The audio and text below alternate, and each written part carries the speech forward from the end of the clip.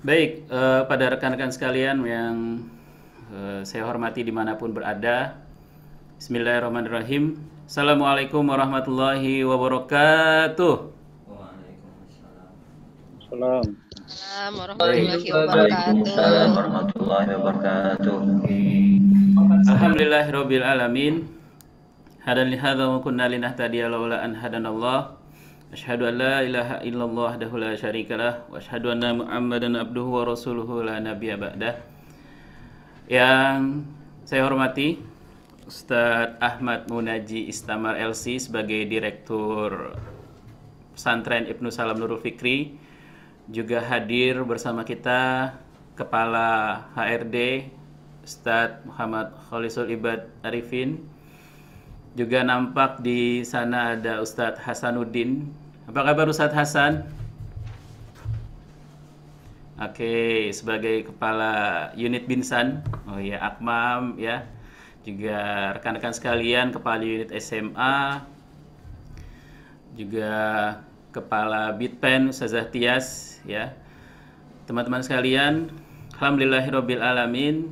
Sama-sama kita panjatkan puji syukur atas nikmat yang Allah limpahkan pada pagi hari ini ya. Insya Allah Jumat barokah buat kita semua, atas kesehatan, nikmat kesehatan dan nikmat kita bermuajahah ya bersama-sama di sini.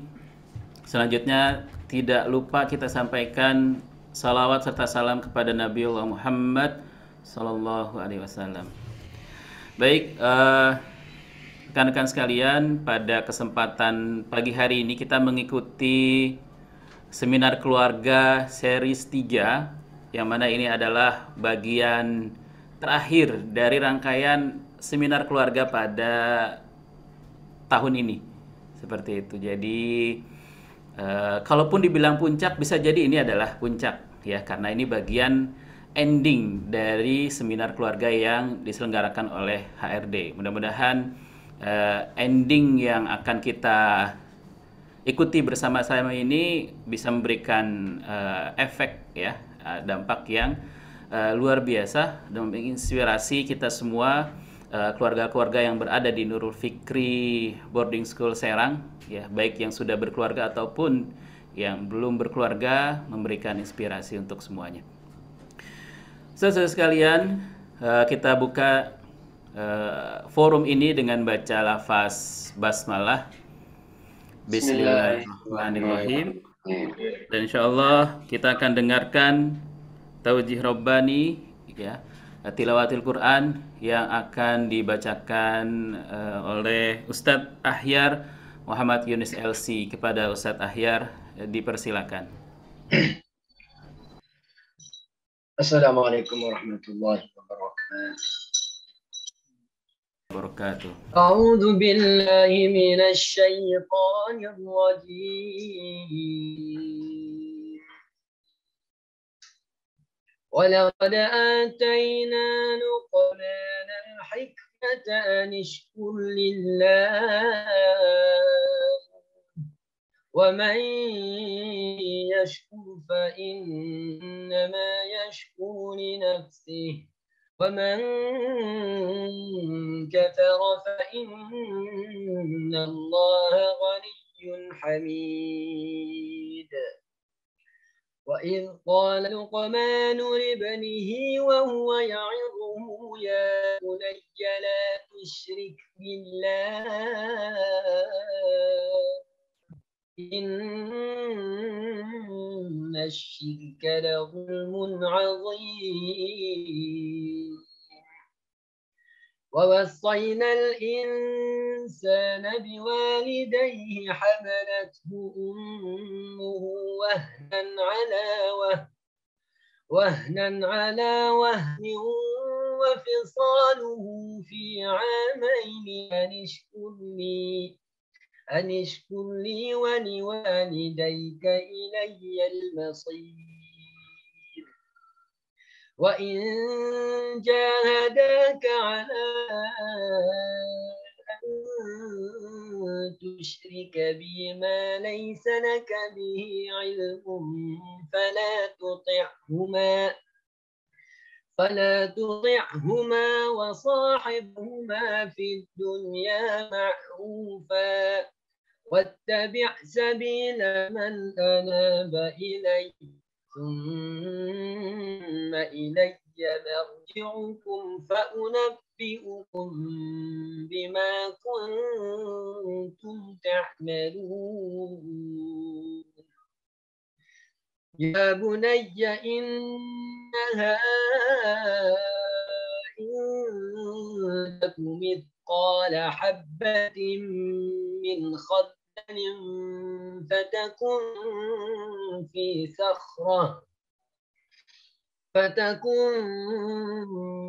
صخرة أو في السماوات أو في الأرض يأتي بها الله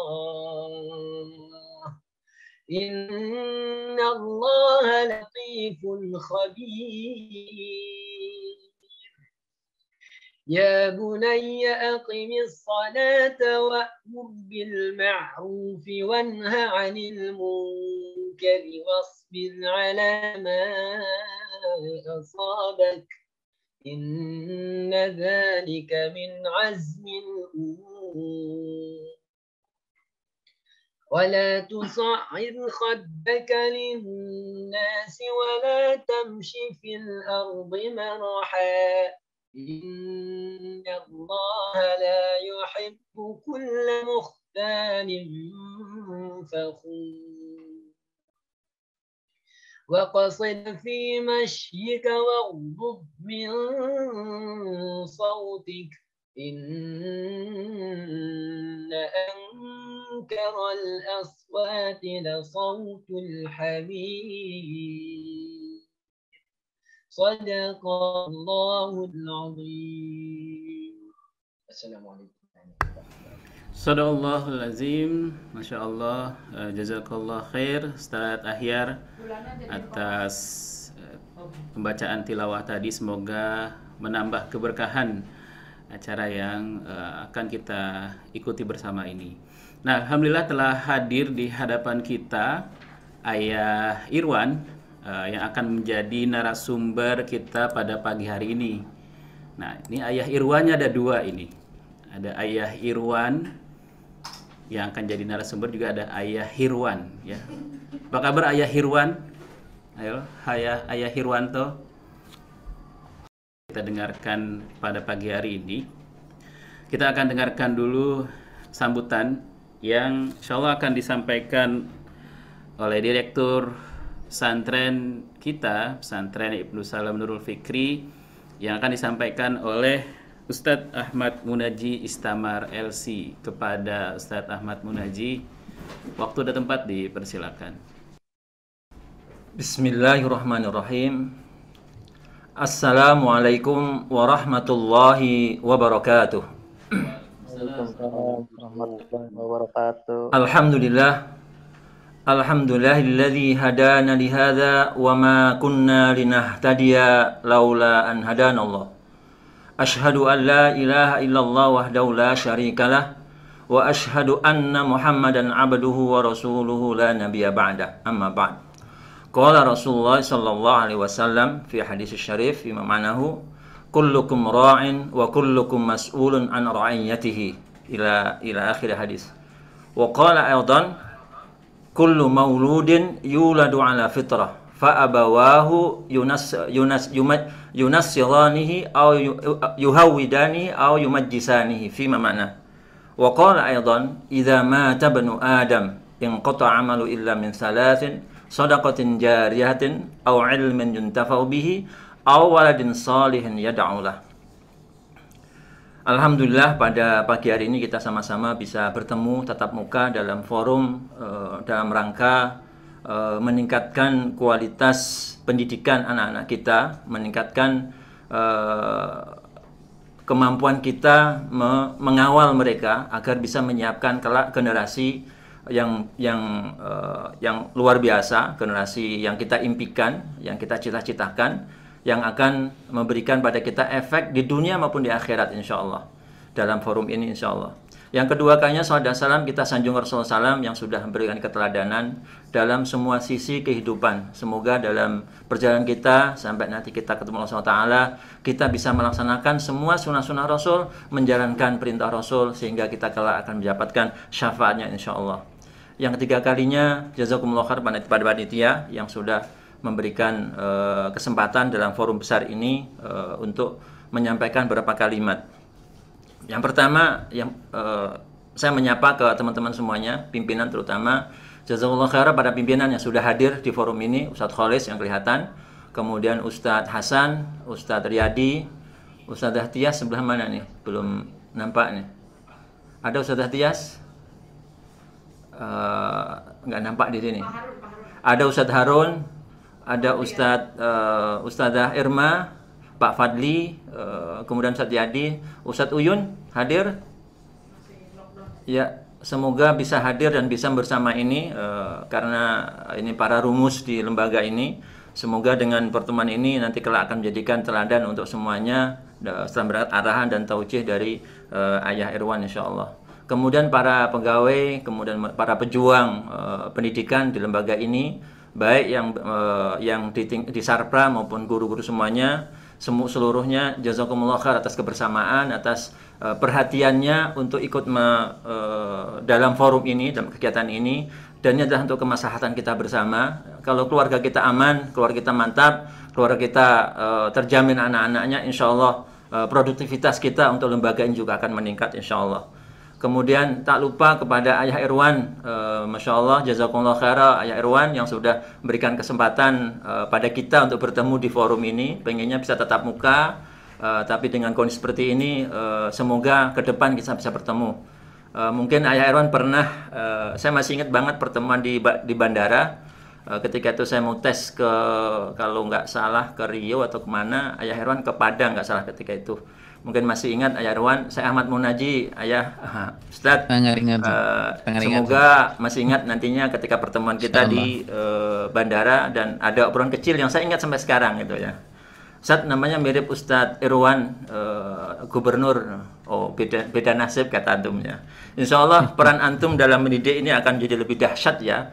Apalagi anak kita nanti akan menjadi amal jariah antum ketika mereka juga menerapkan amal-amal yang ilmu-ilmu yang antum terapkan pada yang antum sampaikan pada kita hari ini insyaallah.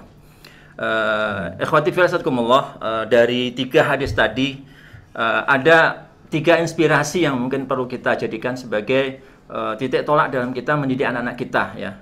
Kullukum ra'in wa kullukum mas'ulun ra'iyatihi. Bahwa kita kelak akan ditanya di hadapan Allah SWT.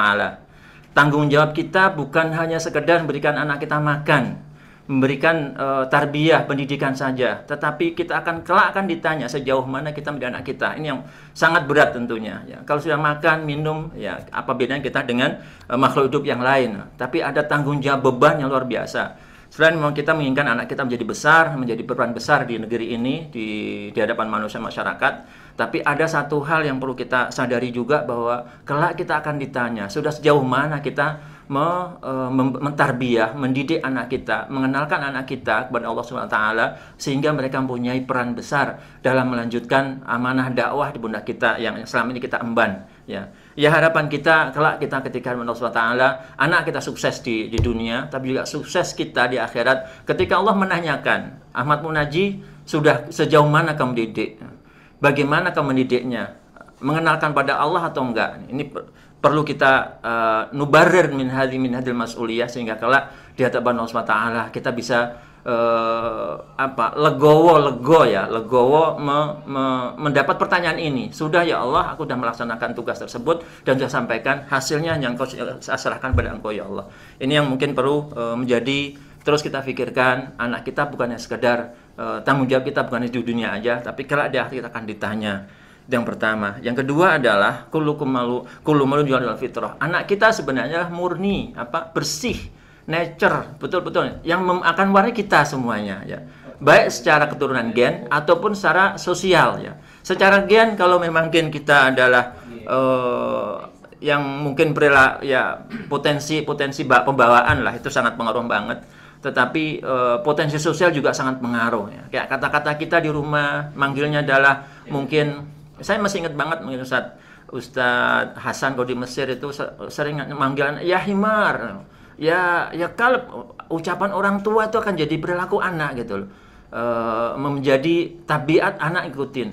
Saya masih ingat banget di tetangga saya ketika itu ada suami istri tinggal yang orang Medan ya beliau manggil suami itu istri manggil ke suaminya bang itu kan. Bang, tolong bang nih bang. Anak udah bisa ngomong usia mungkin sekitar 6 atau 5 tahun lah gitu. Bang sini bang, minta tolong bang, ikut-ikutan gitu loh. Akhirnya dirubah panggilan itu, Bi dan Umi. Nah, Abi dan Umi. Panggilan Abi dan Umi adalah mendidik buat anak-anak kita akan memanggil bukan panggilan-panggilan yang kita gitu loh. Makanya apalagi kata-kata yang lebih dari itu, maka anak akan mudah sekali mengikuti dan menirukan. Ya mungkin kelembutan, kesantunan itu sangat diperlukan keteladan di rumah kita sehingga anak kita akan santun. Kalau anak kita kasar kepada pasangannya atau kata-katanya pedas kepada pasangan, ya jangan salahkan kalau anak-anak kita itu akan mengucapkan kata-kata itu nantinya. Ya, maka sekali lagi kullu maudun yuladul fitrah fa abawahu yang akan memberikan warna. Dalam berdin aja tuh sangat memberikan warna, apalagi dalam sosial perilaku harian ya, pasti akan sangat merasakan dampak dan efeknya pada anak kita akan betul-betul akan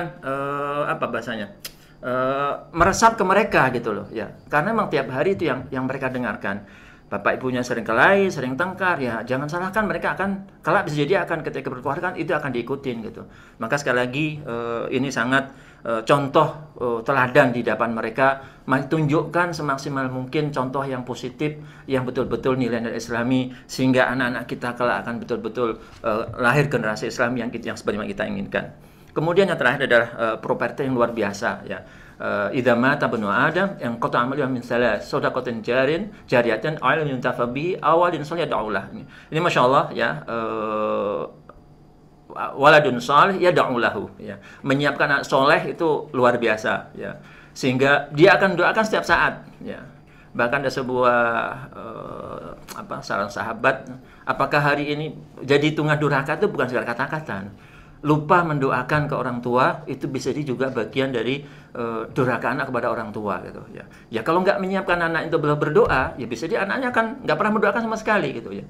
Maka pendidikan pada anak kita itu sangat penting sekali sehingga kita juga akan merespon mendapatkan aset nantinya itu ketika baik di dunia maupun di akhiratnya. Termasuk kita adalah aset orang tua kita yang harus mendoakan mereka. Rabbik firli wali walidayya warhamkama rabbayani shaghira minimal Allahumma dakhil abaana wa ummahatina aljannah. Setiap saat mendoakan Allahumma firlahum warhamhum, baik yang sudah meninggal ataupun yang masih hidup, agar diberikan usia yang panjang, berkah. Masya Allah, ini doa-doa anak yang soleh tentunya sangat diharapkan oleh kita semua kelak ketika anak kita menjadi kita udah tua, kemudian bahkan sekarang ya, doa-doa mereka sangat diharapkan.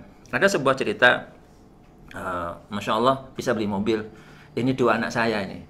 Anak saya selalu minta, beli mobil dong. Ya berdoa lah pada Allah. Alhamdulillah menjawab. Akhirnya anak itu berdoa dan mohon, dan akhirnya dijawab oleh Allah dengan bisa beli mobil untuk permintaan anaknya. Ini Masya Allah, ini masalah duniawi aja gitu. Apalagi kalau seandainya doakan nak semua kita ketemu di akhirat sebagaimana ada surat Tur, walladzina amanu wattabatu dzurriyyatum biimanin ahaqna bihim dzurriyyatahum wa ma min amalin min syai'. Masya Allah, ini Allah akan pertemukan nanti ketika anak-anak beriman, turunnya beriman semuanya, Allah pertemuan di akhirat. Dan ini reuni yang luar biasa ya. Kita setahun nggak ketemu, reuni senang banget. Nah, ini 10 tahun, 20 tahun, bahkan 1000 tahun bisa jadi. Ya, nggak ketemu sama sekali pada anak cucunya, pada nenek moyangnya. Kemudian dipertemukan, inilah keturunan kamu yang beriman, yang melanjutkan nilai-nilai keislaman, nilai-nilai keimanan yang generasi kamu, sehingga ini Masya Allah itu akan menjadi sesuatu yang luar biasa ya. Sekali lagi Fatifillah, Sadirakumullah, mari sama-sama kita dengarkan hari ini pendidikan anak-anak dalam keluarga besar itu insya Allah. Dan yang terakhir, jazakumullah khairan sekali lagi pada Ayah Irwan atas kelonggaran waktunya, atas kesempatannya untuk bisa menimba ilmu hari ini.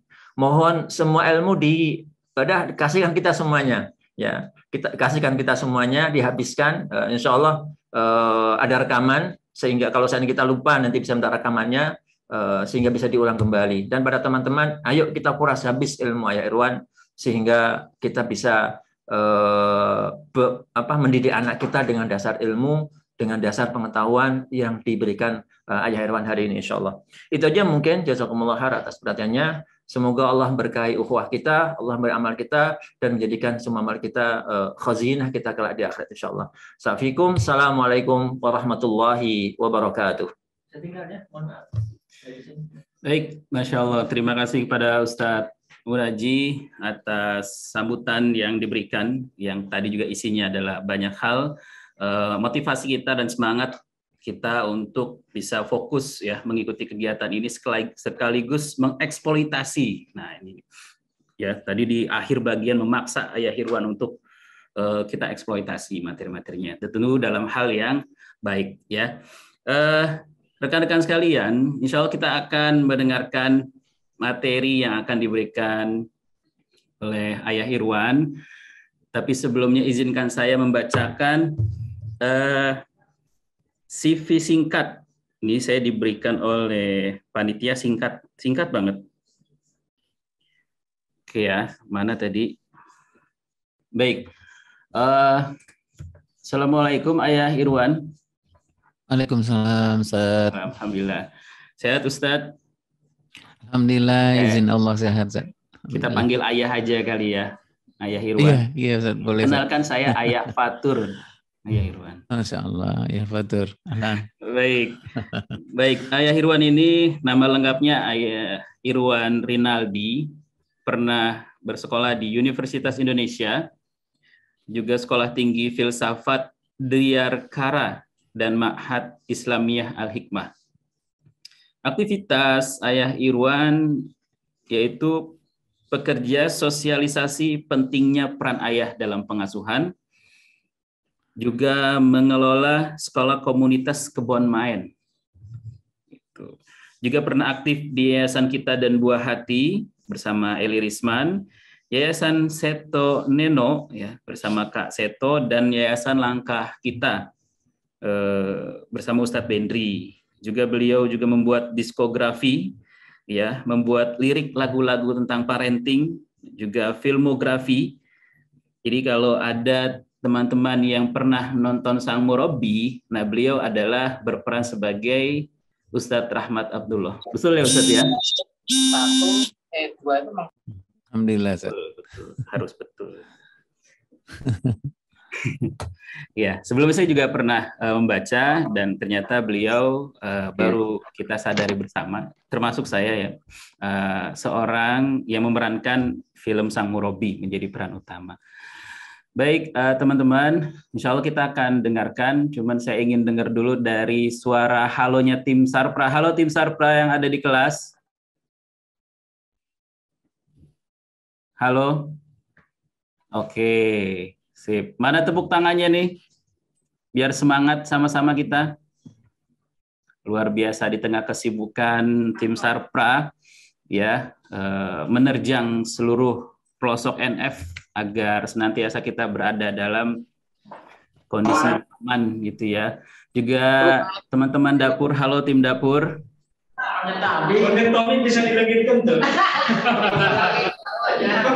Baik, juga ada tim dapur ya, Masya Allah sudah hadir bersama kita walaupun di tengah kesibukan menyiapkan logistik ribuan orang penduduk NFBS, tapi Masya Allah masih menyempatkan untuk menimba ilmu dalam hal ini tentang parenting seperti itu. Teman-teman yang ada di SMP, SMA, ataupun yang sedang ada di rumah menjalani isolasi, semoga senantiasa sehat selalu sehingga kita bisa bergabung bersama kembali.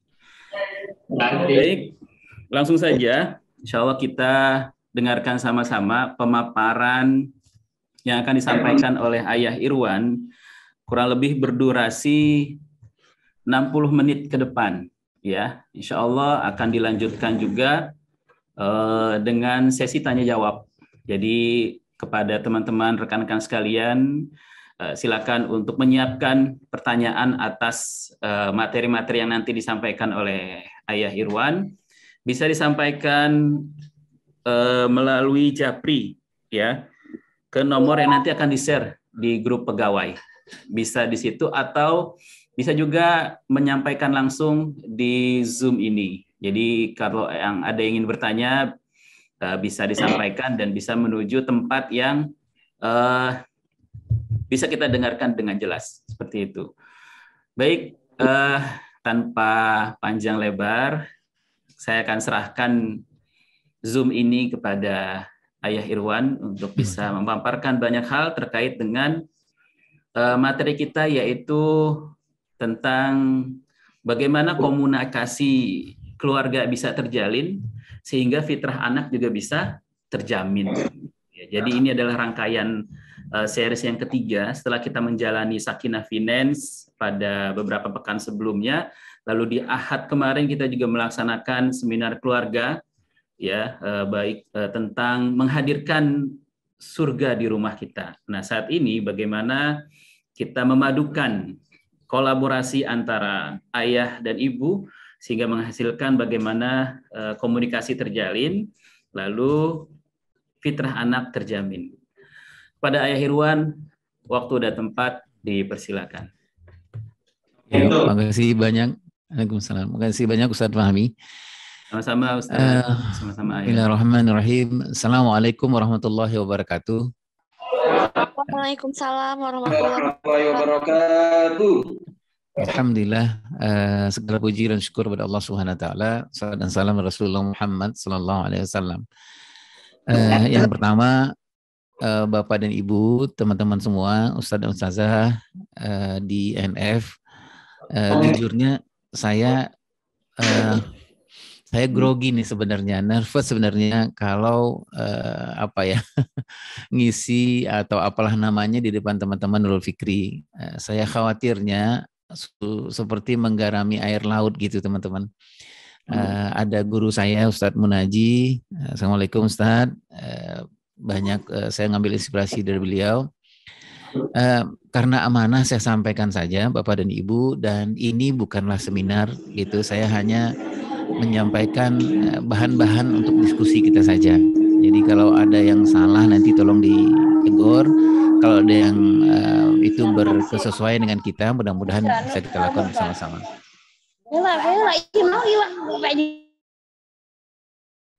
Saya izin ya Bapak Ibu untuk share bahan-bahan mudah-mudahan nih ya bisa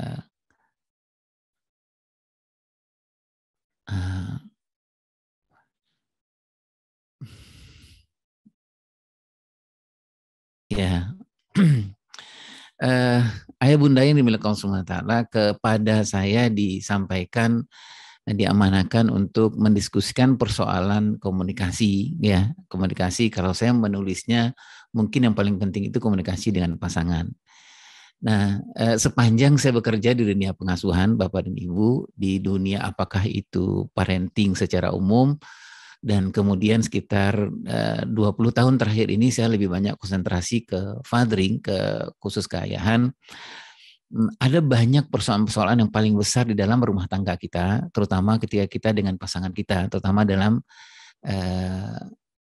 ruang pernikahan kita gitu. Persoalan-persoalan itu mungkin sudah Bapak Ibu ketahui semua ya, teman-teman ketahui. Bisa jadi persoalan itu karena persoalan ekonomi, bisa jadi karena persoalan-persoalan yang menyangkut di luar ekonomi. Nah, yang paling besar itu Bapak dan Ibu yang dimuliakan Allah Subhanahu wa taala adalah persoalan yang paling besar itu adalah komunikasi. Nah, komunikasi inilah yang kemudian sebagian besar, ini saya nggak bicara di teman-teman Nurul Fikri ya, saya pikir teman-teman Nurul Fikri insya Allah sudah selesai lah persoalan ini. Yang paling besar sebenarnya persoalan dalam komunikasi itu adalah, saya menuliskan judulnya itu berpura-pura itu melelahkan. Jadi berpura-pura di dalam rumah tangga itu melelahkan. Seperti yang Bapak Ibu ketahui, data di Indonesia ini, apakah itu tentang perceraian, apakah itu tentang persoalan KDRT, persoalan perselingkuhan dan lain-lain itu, penyebabnya itu teman-teman yang melakukan semua ta'ala adalah banyak penyebabnya, tapi yang paling besar itu penyebabnya adalah di luar ekonomi ya, yang paling besar itu adalah sebagian besar para pasangan itu, apakah suami, apakah istri itu betah bertahun-tahun tidak menyelesaikan persoalannya, tapi betah untuk berpura-pura. Nah, ini yang paling berat ini. Gitu, berpura-pura bahagia, bisa jadi Bapak Ibu yang melakukan SWT, berpura-pura di rumah tangganya nggak ada masalah, berpura-pura mereka sudah menyelesaikan masalah, atau berpura-pura mereka sebenarnya sakinah mawaddah warahmah gitu. Nah, berpura-pura ini banyak sekali akibatnya. Ya, bisa jadi yang paling besar itu adalah persoalan kesehatan kepada kesehatan mental kita. Kesehatan mental ibu dan bapak. Pasti akan terjadi penurunan gitu ya, kesehatan mentalnya. Kemudian jelas kepada kesehatan iman. Nah, kemudian kepada yang paling besar nanti itu juga dan nggak kalah pentingnya adalah kalau kita berpura-pura itu adalah kepada kesehatan pengasuhan. Jadi cara kita ngasuh anak itu paling akan mendapatkan dampak dari kehidupan kita yang berpura-pura dengan pasangan kita. Nah, ayah bunda yang dimuliakan Allah SWT, lagi-lagi saya mengatakan semua yang saya tulis ini adalah sebenarnya curhat saya. Saya banyak melakukannya gitu ya. Tapi saya husnuzon kepada Bapak dan Ibu yang di NNF enggak. Ini hanya sekedar ilmu saja atau tambahan saja sebenarnya. Baik, Bapak Ibu yang dimuliakan Allah Ta'ala, kita lihat sebentar keadaan kita dan keadaan anak-anak kita zaman tanggung ini. Nah, saya menulisnya zaman tanggung ya. Yang pertama adalah kondisi kita nih berumah tangga ya, tingkat perceraian sangat tinggi gitu, atau tingkat perceraian ini sebenarnya mereka tidak berpisah, tapi mereka sebenarnya secara hati sudah berpisah gitu. Tapi karena mereka berpura-pura, Bapak dan Ibu yang berkesempatan Ta'ala, sebenarnya mereka di dalam rumah itu seperti orang kontrak-kontrakan aja gitu, seperti orang kos-kosan aja. Jadi mereka tidak berusaha untuk misalnya membuat ada masalah dalam rumah tangga mereka, atau mereka nggak mau menyelesaikan persoalan-persoalan mereka, akhirnya mereka lalui itu bertahun-tahun lamanya. Dan saya melalui itu Bapak dan Ibu yang berkah subhanahu wa ta'ala. Makanya saya menulis tadi judul itu sebenarnya adalah nasihat buat diri saya sendiri, bahwa berpura-pura itu sangat melelahkan. KDRT itu juga salah satu Bapak Ibu yang berkah subhanahu wa ta'ala. Nah, KDRT ini juga salah satu penyebab yang paling besar adalah karena miskomunikasi.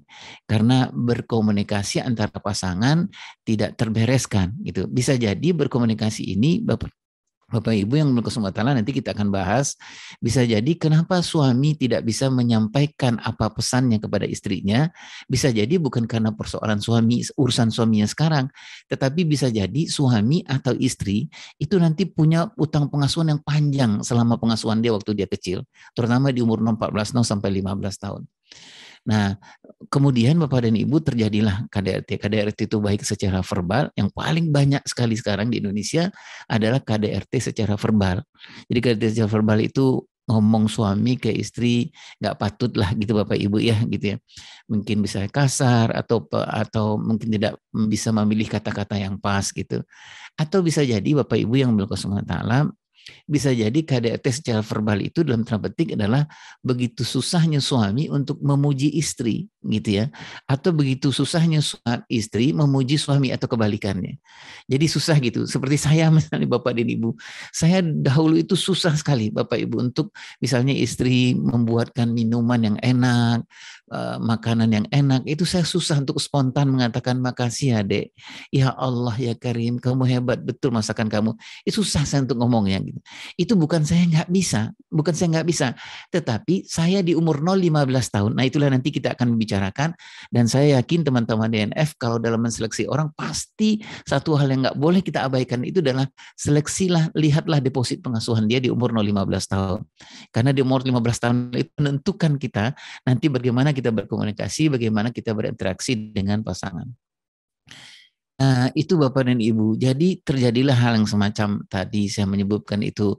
Istri merasa bahwa ya Allah nikah sudah bertahun-tahun, untuk ngomong sayang saya Bapak dan Ibu. Dulu saya untuk ngomong sayang saja, ngomong cinta aja, itu saya susahnya luar biasa ke istri saya. Bukan saya nggak mau. Di dalam pikiran saya itu Bapak Ibu, itu udah banyak tuh pokoknya ntar nih ya, sebelum tidur nih saya ngomong sayang nama istri saya. Udah ada itu, udah ada. Tapi nggak bisa disampaikan. Kenapa nggak bisa disampaikan gitu Bapak Ibu? Karena persoalan yang paling besar itu adalah di umur 014, 015 saya, di usia tumbuh kembang yang paling baik di dalam semua kehidupan saya, sepanjang kehidupan saya nggak punya banyak kosakata dan kosarasa gitu. Jadi saya nggak banyak punya kosakata gitu untuk menyampaikan misalnya kalau istri seperti ini saya menyampaikan apa? Nggak banyak. Nggak ada lapisan-lapisan kata-kata yang saya dapatkan itu di umur 14, 015 tahun. Baik dari mungkin kedua orang tua saya atau mungkin ketika saya bersekolah di umur 0 sampai 15 tahun, guru-guru saya juga nggak banyak memberikan kosakata kepada saya gitu. Nah, yang satu lagi itu kenapa saya nggak bisa melakukan itu pada pasangan saya karena kosarasa saya nggak banyak Bapak.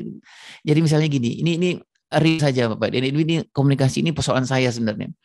Misalnya gini, ini istri saya pulang dari kerja, istri bilang, Bang, Assalamualaikum, Waalaikumsalam. Bang, tadi lewat dapur nggak Bang? Saya lempeng aja jawabnya. Lewat, saya bilang gitu. Lewat tempat beras nggak Bang? Lewat, kenapa? Saya bilang gitu. Abang nggak ngelihat tempat beras gitu? Ngelihat, emang kenapa emang? Gitu. Lempeng aja saya jawab. Jadi itu berhari-hari, berkali-kali gitu ya. Istri saya bilang, nah ke tempat beras gimana keadaannya Bang? Baik, sehat, saya bilang gitu. Emang sih gitu. Kata istri, sudah berkali-kali istri bilang, Bang, beras kita habis. Terus gimana cara saya ngomong sama Abang? Gitu. Nah, saya nggak bisa itu membaca wajah istri yang seperti itu. Tapi saya nggak bisa. Kenapa saya nggak bisa baca wajah istri, bahasa tubuh istri? Karena saya kosarasa saya kurang di umur 14 dan 15 tahun. Bapak Ibu yang melakukan taala ini saya bukan bicarakan teman-teman F ya. Insya Allah teman-teman F udah khatam lah. Banyak sekali istri gitu di Indonesia ini yang meminta berpisah dengan suaminya bukan karena gara material. Bukan karena udah lama nikah kulkas masih satu pintu doang, bukan. Tapi salah satu penyebab yang paling besar itu dari istri minta berpisah dari suami 80% karena dia nggak sanggup hidup dengan seorang laki-laki yang umur biologisnya 30-40 tahun tetapi umur psikologisnya 20 tahun. Gitu. Saya contohin saya lagi nih Bapak Ibu. Saya pulang ya gitu ya. Gitu. Jadi udah bikin ini teh manis sama istri saya. Nah, saya bilang, Bang, teh manisnya mumpung hangat, Bang, diminum. Saya minum teh manis. Agak kurang kurang manisnya emang gitu. Itu saya gitu nggak bisa ngomong, Dek, maaf ya, Dek ya. Ini udah manis rasanya, tapi bisa nggak kamu tambah gula? Nggak mampu saya ngomong begitu. Nggak mampu saya mengucapkan terima kasih itu nggak mampu. Gitu ya Bapak Ibu. Tapi apa yang saya lakukan gitu ya, saya taruh gelas itu, kemudian saya ngadep ke tempat yang lain, saya ngadep ke tempat lain, pegang handphone udah, saya ngebelakangin istri. Kata istri, Bang, kenapa nggak diminum, mumpung masih panas Bang, diminum hangat itu enak gitu. Saya nggak ngelihat nggak apa-apa, ke istri saya jawabin sambil ngelihat handphone, ya udah taruh aja situ, udah gitu. Dan itu bisa sampai 2 jam, 3 jam saya melakukan hal seperti itu. Kenapa saya nggak bisa mengatakan, Dek, maaf ya, Dek, ini teh manisnya kurang atau apa? Kenapa saya nggak mampu mengatakan itu? Karena saya, kepribadian saya orangnya sukanya flight, bukan fight. Gitu ya. Flight, kenapa flight? Kenapa nggak suka menghadapi persoalan? Karena itu saya nggak punya di umur 14, 15 tahun. Gitu Bapak Ibu ya. Nah, itu keadaan kita sekarang, Bapak Ibu ya. Kita sering menyebutnya bahwa persoalan-persoalan ini menjadi persoalan yang utama dalam komunikasi, yaitu persoalan utang dan luka pengasuhan. Masing-masing kita bagusnya, kata para ahli, 5 tahun awal pernikahan kita, suami istri harusnya ngomong nih berdua. Gitu si suami bilang sama istri, Dek, maaf ya kalau ntar kita nikah nih hari-hari berikutnya gitu ya, kamu ngelihat aku tuh orangnya pengecut, aku tuh orangnya pecundang, itu bukan aku, sebenarnya aku nggak mau seperti itu Dek gitu, tapi itulah yang aku nggak dapatkan di umur-umur sebelumnya. Nah, Allah mentakdirkan kamulah temanku untuk segera membayar atau menemani aku menyelesaikan utang-utang pengasuhanku. Nah, demikian juga dengan istri.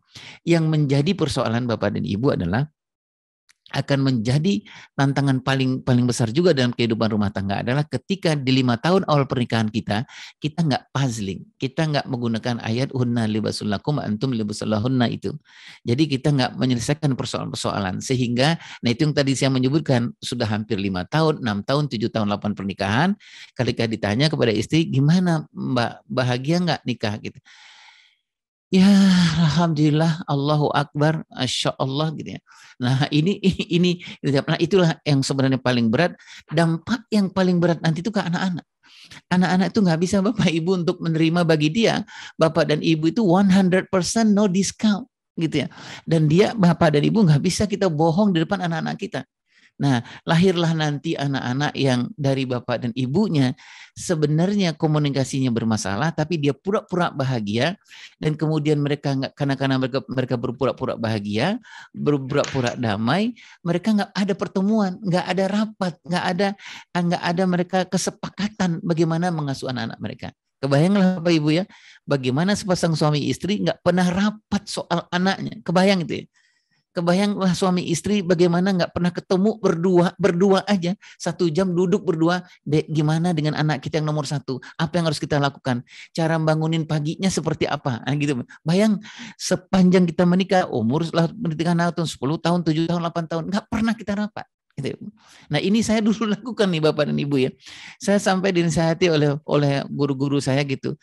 Ayah Irwan, ya Allah gitu ya, itu RT RW Karang Taruna lurah aja rapat gitu ya. Ini Ayah Irwan nanti akan diminta bertanggungjawaban sama Allah Subhanahu wa taala, anak itu nggak pernah rapat berdua gitu. Nah, Bapak Ibu yang mulia Subhanahu wa taala, ini kondisi ya Ayah Bunda. Husnuzon saya Ayah Bunda, banyak sekali keluarga yang sebenarnya lepas dari hal perceraian, KDRT, selingkuh, pengabaian dan lain-lain itu Bapak Ibu. Nah, yang kedua adalah kondisi anak-anak kita, gitu ya. Terutama di zaman-zaman sekarang. Nah, ini saya ambilkan data dari data-data resmi dari negara kita bahwa anak-anak kita sekarang yang terpapar ke depresi itu jumlahnya hampir 14 juta lebih ya, Bapak Ibu ya. Jadi anak-anak yang terpapar ke depresi itu 14 juta lebih. Nah, apa penyebab mereka lebih sekarang banyak terdepresi itu? Ada 2 stres yang mereka alami sekarang, Bapak Ibu ya. Yang pertama, stres akademik. Nah, stres akademik ini antara mereka dengan sekolah nih ya. Kalau di boarding mungkin nggak mengalami ini ya. Yaitu interaksi daring yang menjadikan darting dengan sekolah. Nah, itu ya Bunda ya. Yang mereka interaksinya antara pihak sekolah dengan anak-anak di rumah, itu pihak sekolah mungkin guru kah atau ustadz dan ustazah kah atau fasilitator itu mungkin tidak terlalu menguasai tentang tahap perkembangan anak-anak, sehingga ketika offline mereka nggak bisa membedakan ketika opening dengan anak kelas 6 dengan opening anak kelas 8, opening dengan anak kelas 11 itu pasti berbeda. Gitu ya Bapak Ibu ya, gitu ya. Gitu. Closing anak kelas 7 pasti berbeda dengan closing anak kelas 12. Gitu ya Bapak Ibu ya. Kenapa berbeda? Karena tahap perkembangan mereka berbeda. Gitu. Nah, yang menjadikan stres akademik itulah para guru, ustadz dan ustazah atau fasilitator nggak ngerti itu tahap perkembangan anak-anak, sehingga mereka openingnya, bridgingnya, substansinya, wrappingnya, closingnya itu mereka pukul rata aja dengan anak-anak mereka. Nah, apa yang terjadi pada anak-anak di rumah adalah dia merasa bahwa kalau berhubungan dengan guru-guru di sekolahnya itu atau di boardingnya itu, yang selalu ada itu adalah bagaimana pelajaran gitu. Nah, itu yang membuat mereka menjadi stres akademik. Nah, yang kedua Bapak Ibu adalah anak-anak kita kondisinya sekarang di zaman 2 tahun atau 3 tahun ini mengalami stres pengasuhan. Nah, stres pengasuhan ini adalah interaksi pengasuhan dengan orang tua di rumah. Nah, apa sebabnya ini Bapak dan Ibu? Stres pengasuhan ini adalah ketika orang tua mereka selama ini lebih banyak sebenarnya menyerahkan persoalan-persoalan anak-anak ini, baik akhlak, adab, akidah dan lain-lain itu kepada sekolah. Gitu ya Bunda ya, gitu. Padahal sebenarnya mereka lah pelaku pengasuhan. Mereka bukan penyedia pengasuhan. Nah, yang banyak terjadi selama ini penyedia pengasuhan, gitu. Ketika dalam kondisi zaman seperti ini nggak bisa lagi, gitu ya. Ayah dan ibu nggak bisa lagi hanya sekedar penyedia pengasuhan, tetapi dia harus menjadi pelaku pengasuhan. Dia nggak bisa lagi hanya sekedar menyerahkan ke pihak sekolah, tetapi ayah ibu harus memang melakukan pengasuhan, menjadi aktor pengasuhan, menjadi caregiver dari pengasuhan itu. Nah, terjadilah persoalan-persoalan karena selama ini orang tua, misalnya tadi itu saya menyebutkan, orang tua suami istri komunikasinya bermasalah. Jadi ketika komunikasinya bermasalah, dia dengan pasangannya nggak pernah rapat soal anaknya. Bagaimana cara menangani anak, bagaimana mengapresiasi anak, bagaimana memuji anak, bagaimana mendisiplinkan anak, bagaimana membangunkan anak. Semuanya berbeda antara suami dengan istri. Ya, sudah punya anak 2, 3, 4, 5, nggak pernah ada satu kesepakatan dalam pola pengasuhan mereka. Jadi anak-anak itu merasa bahwa kalau bapaknya membangunkan dia di pagi hari, pasti berbeda dengan cara ibu membangunkan di pagi hari. Nah, kebayang ya bapak dan ibu, hanya persoalan sederhana membangunkan anak saja, itu tidak pernah ada kesepakatan antara suami dengan istri. Nah, inilah yang menyebabkan stres pengasuhan itu bapak dan ibu yang melakukan Allah SWT. Nah, 3 inilah yang kemudian menyumbang anak-anak kita kemudian terdampar kepada tingkat depresi yang di Indonesia itu lebih jumlahnya 14%. Ayah bunda yang dilakukan Allah SWT, itu kondisi kita dan anak kita. Nah, kemudian antara kita sekarang dengan pasangan kita, gitu. Saya membaca ada sebuah penelitian oleh beberapa orang ulama di Yordania, gitu ya. Ini saya ngelihat kalau di berbagai ilmu parenting itu valid ya perhitungan mereka. Mereka menghitung gitu ya soal komunikasi ini antara pasangan ini ya, bahwa antara laki-laki dengan perempuan itu ada sekitar 2.200 perbedaan. Gitu Bapak Ibu ya. Nah, ini saya mau nyampaikan ini Bapak dan Ibu, saya ingin mengatakan dulu kepada diri saya sendiri sebenarnya bahwa basic berangkat kita itu untuk komunikasi itu adalah sadarilah kita bahwa kita berbeda memang. Gitu Bapak Ibu ya. Jadi kita memang berbeda itu dulu. Ini bahkan ada 2.200 perbedaan. Seorang suami itu Allah ciptakan struktur otaknya laki-laki dan kemudian membuat dia berpikir secara laki-laki. Seorang suami itu Allah takdirkan struktur badannya laki-laki sehingga dia bertindak seperti laki-laki. Struktur jiwanya itu adalah laki-laki, struktur jiwa laki-laki sehingga dia merasa seperti laki-laki. Ibu struktur sarafnya, struktur otaknya membuat dia berpikir seperti berpikir perempuan. Struktur tubuhnya membuat dia bertindak seperti perempuan dan struktur jiwanya bertindak dia merasa seperti perempuan. Jadi Bapak Ibu yang berkesumaan ta'ala, pahamilah kepada diri kita, saya terutama nih Bapak Ibu, bahwa kita memang berangkat berbeda. Gitu. Nah persoalannya adalah apakah kita berbeda, bisa nggak kita menjadi pasangan yang bahagia? Ya, bukan yang pura-pura bahagia nih Bapak Ibu ya.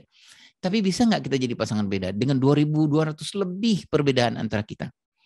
Bisa nggak jadi pasangan pengasuhan berjaya? Bisa nggak maksudnya kita ini dari 2.200 perbedaan itu, bisa nggak kira-kira menjadi sepasang suami istri, sepasang ayah bunda yang nanti bisa mengasuh secara patut kepada anak-anak kita? Nah, jawabannya yang saya baca nih Bapak Ibu adalah bisa. Gitu. Apa syaratnya? Kenapa jawabannya bisa? Asal aja kita bisa mengelola 2.200 perbedaan di antara suami dan istri. Apa bahagian item yang paling harus kita kelola dari 2.200 perbedaan itu? Banyak harus kita kelola. Salah satunya adalah persoalan komunikasi. Gitu ya Bunda ya. Gitu. Saya bukan mengatakan bahwa intinya dari pengasuhan itu persoalan inti dari pengasuhan itu komunikasi, tidak. Tapi salah satu yang harus kita kelola dari 2.200 supaya kita bisa menjadi pasangan yang baik, bisa menjadi pasangan yang bisa melindungi pasangan kita masing-masing, menjadi pasangan orang tua yang bisa berjaya dalam pengasuhan adalah membereskan persoalan komunikasi. Nah, komunikasi, apa itu komunikasi? Ayah bunda adalah 2 hal yang paling penting dalam komunikasi. Yang satu adalah mendengar, yang kedua adalah berbicara. Kalau di dalam teorinya komunikasi itu, ayah bunda yang paling penting sebenarnya itu adalah mendengar. Gitu ya. Jadi mendengar dan berbicara. Tapi yang paling penting itu adalah sebenarnya mendengar. Jadi makanya para ahli itu mengatakan harusnya kita ini yang kita kuasakan pertama itu adalah bagaimana kepada anak-anak dan kepada diri kita sendiri itu adalah bagaimana kita punya skill mendengar agar pasangan kita mau berbicara. Atau bagaimana kita punya skill berbicara agar anak-anak kita mau mendengar. Jadi 2 hal ini yang paling penting antara suami dan istri. Nah, ketika suami istri berbicara dan mendengar, melakukan aktivitas berbicara mendengar, melakukan aktivitas berkomunikasi, Bapak dan Ibu, apa syaratnya 2 ini? Gitu ya. 1, terhubung, kemudian tersambung. Jadi kalau bahasanya para ahli-ahli itu adalah komunikasi itu efektif dan afektif, gitu ya Bunda ya. Komunikasi yang efektif itu adalah komunikasi yang tersambung. Jadi ini kalau kita saya ngomong sama pasangan saya, sama istri saya, nyambung nih ngomongnya gitu ya. Tetapi ternyata cukup hanya efektif, benar. Tapi juga harus afektif. Afektif itu terhubung. Jadi pesan yang saya sampaikan itu tersambung kepada pasangan saya, dan kemudian pasangan saya merespon apa yang saya pesankan kepada dia. Nah gitu ya Bunda ya. Gitu kan kadang nih saya ngomong sama pasangan saya tersambung aja, atau pasangan saya ngomong sama saya tersambung, tetapi responnya gitu ya, responnya itu nggak saya lakukan. Nah itu berarti nggak terhubung. Nah bagusnya kepada ibu yang milik Allah SWT adalah komunikasi kita berbicara dan mendengar dengan suami dan istri itu yang paling bagus itu tidak hanya tersambung tapi terhubung. Jadi maksudnya kalau kita nelfon nih Bapak Ibu, kita nelfon kan ada tuh nada sambung ya Bapak Ibu ya. Tersambung itu, tersambung. Berarti kita nelfonin kepada nomor yang benar itu, nomor yang kita inginkan. Tapi kalau sejam bunyinya itu doang, itu namanya tersambung, nggak terhubung itu Bapak Ibu. Berarti memang apa yang kita mau sampaikan belum sampai benar dan nggak ada respon, gitu ya. Gitu. Kalau cuma diangkat keplek gitu, klek dibunyi, assalamualaikum, waalaikumsalam, berarti terhubung. Gitu ya Bunda ya. Jadi sederhananya begini yang kita maksud dalam berkomunikasi. Nah, baik itu berbicara maupun mendengar. Nah, ayah bunda yang dimiliki Allah Taala, sebelum nanti kita bicara persoalan bagaimana mendengar yang baik dan berbicara yang baik, ada satu prinsip di dalam komunikasi namanya prinsip keberkahan, gitu ya. Keberkahan dari Allah Subhanahu wa taala. Nah, keberkahan dari Allah Subhanahu wa taala itu syaratnya adalah benar dan asyik. Benar sesuai dengan panduan dari Allah Subhanahu wa taala dan Rasulullah SAW, dan kemudian asyik. Asyik itu kepatutan ya. Kalau kita bicara dengan anak-anak patut, kalau kita bicara dengan istri patut sesuai dengan kebutuhan dari istri atau dengan pasangan kita. Nah, keberkahan itu Bapak Ibu yang melakukan Subhanahu wa taala adalah saya contohkan saja gini dulu ayah bunda. Saya ngomong nih sama pasangan saya. Udah ngomong nih, Dek, gini gitu ya. Itu nggak nyambung, tapi padahal secara teori komunikasi itu udah pas. Cara saya berbicara, bahasa tubuh saya, kata-kata yang saya pilih, itu secara teori komunikasi itu udah bagus sebenarnya, gitu.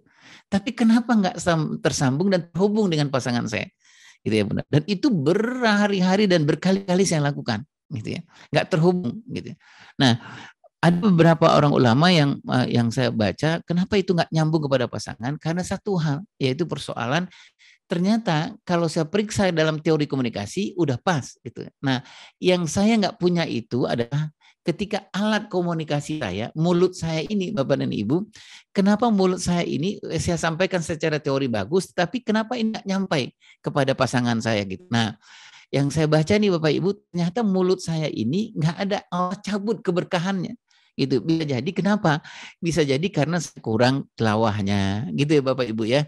Saya kurang tilawahnya, atau mulut saya ini kalimat-kalimat thayyibahnya nggak banyak yang saya sampaikan. Sehingga keberkahan di mulut saya itu nggak diambil Allah SWT, sehingga saya menyampaikan itu nggak nyambung, nggak tersambung kepada pasangan saya. Mungkin ini juga pernah dirasakan oleh para guru-guru ya, karena saya juga guru gitu. Ketika saya ngajar di sekolah itu secara teori teaching skill itu udah mantap banget dah gitu ya. Tapi nggak nyambung gitu Bapak Ibu, nggak terhubung dan nggak tersambung gitu. Jadi anak-anak saya ngomong apa, dia ngelihat sama saya gitu ya, tapi nggak ada respon gitu ya. Nah, salah satu yang saya lakukan itu Bapak Ibu adalah secara komunikasi teori saya benerin gitu ya. Tapi kemudian saya mengevaluasi diri, apa nih sebabnya gitu. Itulah yang kenapa Ustadz Fatihah kan almarhum menyebutkan bahwa kalau menjadi seorang guru itu gitu ya, kata Ustadz Fatihah kan yang paling penting itu bukan persoalan teaching skill. Teaching skill penting, sangat penting. Tapi yang paling penting kata Ustadz Fatihah kan adalah pastikanlah bahwa misalnya tahajud kita nggak berhenti gitu ya Bunda ya. Pastikanlah tilawah kita nggak berhenti. Pastikanlah kedekatan kita kepada Allah juga nggak jauh dengan Allah Subhanahu wa taala. Kenapa? Karena semuanya itu kalau kita komunikasi dengan pasangan kita, dengan anak-anak murid kita, mulut kita itu Allah yang akan menggerakkan, Allah yang akan memberikan berkahan. Hatinya murid kita itu Allah yang pegang gitu. Nah, Bapak Ibu yang melakukan Subhanahu wa taala, ini prinsip utama dalam berkomunikasi, terutama juga dengan pasangan kita, ya Bunda ya. Banyak secara teori kita bagus dalam berkomunikasi, udah semuanya kita penuhin, tapi memang Allah cabut keberkahan itu. Bisa jadi Allah cabut keberkahan itu kepada alat komunikasi kita, bisa jadi Allah cabut keberkahan itu di dalam rumah tangga kita. Nah, ini apa lagi-lagi nih saya mengatakan ini saya takut nih kepada teman-teman DNF sudah tahu sebenarnya. Ini saya mengingatkan saja gitu. Nah, benar secara syariat syaratnya ilahi itu adalah dalam mendapat keberkahan dalam berkomunikasi adalah ini ya, berkomunikasi itu menuju Allah gitu, cara dengan cara Allah dan bersama dengan Allah. Nah, sudah barang tentu kalau pengejawantahannya dalam kehidupan kita sehari-hari sudah barang tentu nih, misalnya Ustadz Fahmi password handphonenya nggak dirahasiakan ke istrinya kan gitu ya Bapak Ibu ya gitu, atau istrinya password handphonenya nggak ganti-ganti gitu. Kenapa? Karena salah satu syarat berkomunikasi yang benar itu kalau yang saya baca adalah faktual, jujur gitu, nggak boleh berbohong, nggak boleh merekayasa, dan nggak boleh memanipulasi gitu. Karena benar ini menjadi syarat yang utama. Kalaulah kita sudah mulai nggak jujur, misalnya handphone gitu ya, pas nyampe di rumah, sebelum nyampe di rumah berhenti dulu sebentar gitu. Oh, delete chat semuanya gitu Bapak Ibu ya. Nah, ini secara, jangankan kita mau bicara bahwa ini komunikasi nyambung dengan pasangan kita, agak susah karena secara benarnya saja udah nggak memenuhi persyaratan gitu ya. Jadi saya yakin teman-teman di NF sudah nggak ada lagi persoalan-persoalan semacam ini gitu ya Bapak Ibu ya, persoalan yang elementer menurut saya gitu. Merahasiakan handphone malam-malam kok tiba-tiba mati sih bang handphonenya gitu. Nanti kalau orang nelpon gimana gitu. Oh ya kalau malam ini kita harus istirahat deh. Gitu. Itu alasan-alasan yang rekayasa sebenarnya gitu. Karena dia kalau malam itu ada chat yang dia takut dia terus dibaca oleh pasangannya. Nah mudah-mudahan ini kita sudah terlepas dari hal yang semacam ini Bapak Ibu ya. Tidak lagi ada lagi kebohongan, tidak lagi pura-pura gitu di dalam kita berkomunikasi dengan pasangan kita. Kemudian yang berikutnya adalah supaya kita mendapatkan keberkahan dan berkomunikasi itu adalah asyik. Nah, asyik itu adalah memahami pasangan. Nah, bagaimana cara memahami pasangan itu? Sudah barang tentu kita tahulah tentang sedikit banyak tahu tentang psikologi suami, tahu tentang psikologi istri, dan jangan dimainkan oleh asumsi perkiraan-perkiraan. Nah, contohnya Bapak Ibu yang bertanggung semua ta'ala nih, Bapak Ibu sudah paham lah insya Allah ya, sudah sederhana kita memahami misalnya suami itu lebih lambat berubah dibanding istri, benar apa enggak gitu. Secara penelitian ya gitu ya. Jadi suami itu kita pahami bahasa psikologis suami itu agak lambat memang. Jadi kalau ibu-ibu misalnya ikut pelatihan apa parenting misalnya cara berkomunikasi atau apa-apa gitu. Nah, ibu-ibu nggak usah terlalu bersemangat untuk minta suami berubah gitu ya gitu. Bisa misalnya ibu habis pelatihan online dengan Ustadz Salim misalnya atau dengan Ustadz Azim misalnya, ibu bersemangatnya luar biasa, pulang-pulang ibu udah minta suami langsung berubah. Ini agak susah nih Bapak Ibu ya. Nah, itu yang asik, komunikasi yang asik gitu ya. Nah, kemudian istri lebih egois dibanding suami, iya gitu ya. Suami lebih memikirkan dirinya dibanding istri, iya gitu. Nah, ini berikutnya hanya semacam data-data kecil tentang memudahkan kita untuk memahami pasangan kita masing-masing sehingga kita menjadi asyik dalam komunikasi kita gitu ya. Sama seperti Ummu Sulaim memahami pasangan beliau gitu Bapak Ibu ya. Nah, ibu-ibu pasti nih, kalau ibu-ibu pasti di rumahnya itu salah satu buku yang wajib ada di rumah itu adalah buku tentang Ummu Sulaim. Gitu Bapak Ibu ya. Buku Ummu Sulaim itu sekitar 3 tahun yang lalu ada beberapa konferensi di negara Eropa gitu yang alhamdulillah saya bisa ngikutinnya. Nah, komunikasi Ummu Sulaim itu sekarang menjadi masterpiece-nya komunikasi antara istri dengan suami, gitu dengan pasangan, gitu. Nah, pastilah insya Allah teman-teman DNF sudah ada buku itu, terutama ibu-ibu buku tentang Ummu Sulaim. Dan ada 4 cara yang sangat menakjubkan yang Ummu Sulaim lakukan itu yang bisa ibu-ibu praktekkan bagaimana berkomunikasi dengan suami ya. Apa itu ibu-ibu dan bapak ustazah, tepat waktu, tepat cara, tempat nada, dan tempat bahasa ya. Nanti bisa dibaca sendiri insya Allah. Ini contoh saja cara kita memahami supaya kita bisa asyik. Ya, misalnya tadi saya menyampaikan bahwa suami butuh tantangan dibanding istri. Oh iya itu Bapak Ibu. Jadi kalau misalnya ibu minta tolong anak ada 3 atau ada anak 4, ibu minta tolong sama suami untuk aku lagi nyuci bang, aku lagi setrika gitu. Abang tolong gendong anak boleh nggak? Bang gendong anak bang anak gitu ya. Nah secara psikologisnya sebenarnya suami nggak terlalu suka dengan cara seperti ini. Tapi dia suka kalau diberikan tantangan. Ya Bapak Ibu ya gitu. Nah istri lebih membesar-besarkan masalah dibanding suami, iya. Nah ini juga harus kita pahami nih Bapak Ibu, khususnya bagi bapak-bapak. Jadi kalau misalnya bapak pulang, kemudian istri langsung menyambut, belum selesai assalamualaikum kita, istri udah nyamber aja Waalaikumsalam bang, udah tahu gitu. Terus kata si istri, bang, abang tahu nggak bang, tadi ya Allah ya Karim, ya Allah bang, anak kita yang masih bayi bang, selamat alhamdulillah, ya Allah bang, ya Allah, beruntung abang nikah sama aku, ya Allah ya Karim gitu. Nah, suami udah nggak usah dipotong gitu, nggak usah bilang begini, dek bisa nggak, langsung aja, langsung ke poinnya apa ya, nggak bisa nih bapak dan ibu. Jadi khususnya bapak-bapak, udah kita dengerin aja. Bapak kalau punya handphone, punya tas, taruh aja dulu, kemudian lihat ke istri. Ya dek, abang dengar. Terus apa lagi? Kenapa anak kita dek? Gini bang, gitu. Nah, ya Allah bang, ya Allah beruntung abang nikah sama aku, ya Allah selamat anak kita bang, ya Allah gitu. Nah panjang nih, kira-kira setengah jam lah, sabarlah suami gitu, setengah jam, itu masih pembukaan. Nah kemudian intinya sebenarnya adalah mau menyampaikan bahwa tadi bang, anak bayi kita ini kan tidur ya gitu ya. Di atas ada 2 ekor cicak berantem, ya Allah jatuh bang, alhamdulillah jatuh 5 cm dari bayi kita, selamat bang anak kita. Allah ya Karim. Itu kalau kita paham nih kondisi istri semacam itu, Bapak dan Ibu, kita akan asyik nih berdiskusi. Nah, itu contoh saja Bapak Ibu ya, kalau kita memahami psikologi suami, psikologi istri. Baik. Kemudian ini istri lebih jujur dibanding suami? Enggak, gitu ya. Suami lebih cepat bahagia dibanding istri? Ya. Gitu ya. Istri itu kalau dia sudah punya anak 1 nih, Bapak tolong di underline, beliau itu Masya Allah karena pekerjaan beliau banyak, itu biasanya sense of happiness-nya turun tuh Bapak Ibu, ya turun ya, dari ketika habis punya anak 1 agak turun sense of happiness-nya. Suami berpola emosi lebih stabil, ya.